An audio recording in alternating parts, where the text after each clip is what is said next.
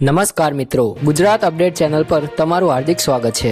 મિત્રો, આજે આપણે એક એવી મહત્વપૂર્ણ અને ચોંકાવનારી હવામાન અપડેટ વિશે વાત કરવા જઈ રહ્યા છીએ, જેને સાંભળીને તમને ખરેખર લાગશે કે શું ખરેખર ઉનાળામાં ચોમાસું આવી ગયું છે।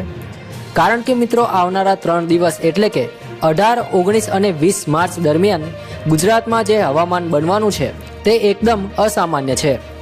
ભર ઉનાળામાં ગાજવીજ સાથે વરસાદ, તોફાની પવન અને ઘણી જગ્યાએ તો 2.5 ઇંચ સુધી વરસાદ પડવાની આગાહી કરવામાં આવી રહી છે।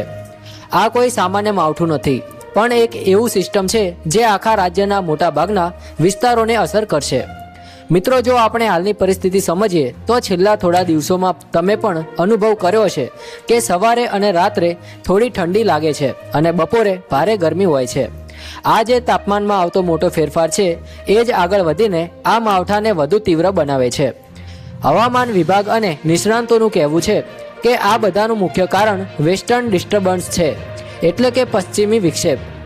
આ સિસ્ટમ ઉત્તર ભારતમાં પ્રવેશી છે અને તેનો સીધો અસર ગુજરાત પર પણ જોવા મળી રહ્યો છે। હવે મિત્રો, સૌથી પહેલાં વાત કરીએ 18 માર્ચની, તો આ દિવસે ઉત્તર ગુજરાતના ઘણા જિલ્લાઓમાં તોફાની માવઠું ત્રાટકવાનું છે। ખાસ કરીને બનાસકાંઠા, સાબરકાંઠા, પાટણ અને કચ્છ જેવા વિસ્તારોમાં ભારે પવન સાથે વરસાદ પડશે। પવનની ઝડપ 40 થી 50 કિલોમીટર પ્રતિ કલાક સુધી જઈ શકે છે। ગાજવીજ સાથે વરસાદ પડશે, એટલે કે વીજળી પડવાની શક્યતા પણ વધારે છે। આ ઉપરાંત સૌરાષ્ટ્રના કેટલાક દરિયાકાંઠાના વિસ્તારોમાં પણ આ અસર જોવા મળવાની છે, જેમાં જામનગર, દ્વારકા અને મોરબી જેવા જિલ્લાઓનો સમાવેશ થાય છે। એટલે 18 માર્ચનો દિવસ ઉત્તર ગુજરાત અને સૌરાષ્ટ્રના કેટલાક ભાગોમાં ખૂબ જ સાવચેતી રાખવાનો છે, એટલે કે સાવચેતી રાખવાનો રહેશે। આ પછી વાત કરીએ 18 એટલે કે 19 માર્ચની, તો આ દિવસ સૌથી વધારે અસરકારક રહેશે, કારણ કે આ દિવસે લગભગ સમગ્ર ગુજરાતમાં માવઠાની અસર જોવા મળશે। અંદાજે 27 જેટલા જિલ્લાઓમાં વરસાદ પડશે।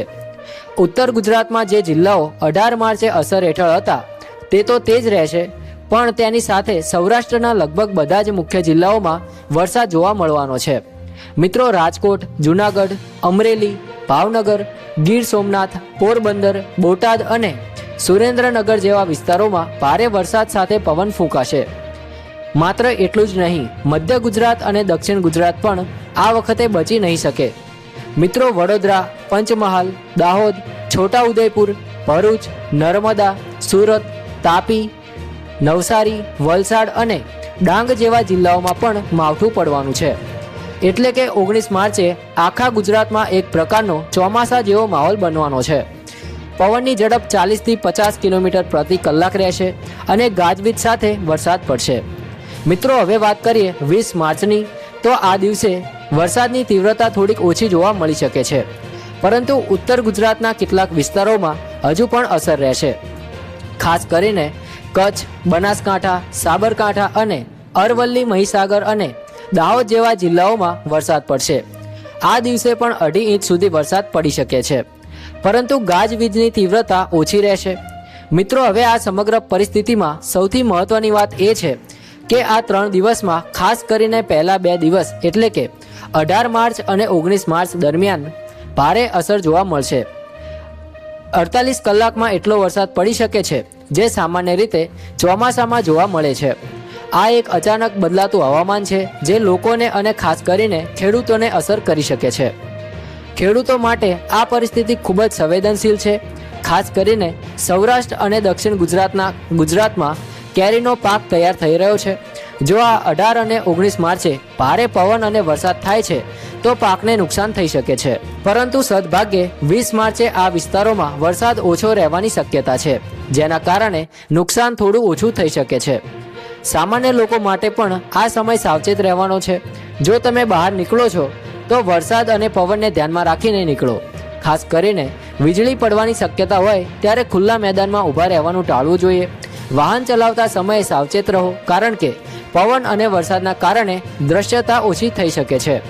આ સિવાય શહેરોમાં પાણી ભરાવાની સમસ્યા પણ ઊભી થઈ શકે છે। ખાસ કરીને જ્યાં ડ્રેનેજ સિસ્ટમ નબળી છે ત્યાં રસ્તાઓ પર પણ પાણી ભરાઈ શકે છે, એટલે જરૂરી કામ સિવાય બહાર નીકળવું ન જોઈએ, એ વધુ સારું રહેશે। આ સમગ્ર પરિસ્થિતિ એક વાત સ્પષ્ટ કરે છે કે હવામાન હવે પહેલા જેવું નથી રહ્યું. ઉનાળામાં ચોમાસા જેવો વરસાદ અને અચાનક હવામાનમાં ફેરફાર એ બતાવે છે કે કુદરતી પરિસ્થિતિમાં બદલાવ આવી રહ્યો છે. તેથી આપણે દરેકે સજાગ રહેવું ખૂબ જ જરૂરી છે. અંતમાં મિત્રો, આ 3 દિવસ એટલે કે 18 માર્ચ, 19 માર્ચ અને 20 માર્ચ દરમિયાન ખાસ સાવચેતી રાખવી ખૂબ જ જરૂરી છે.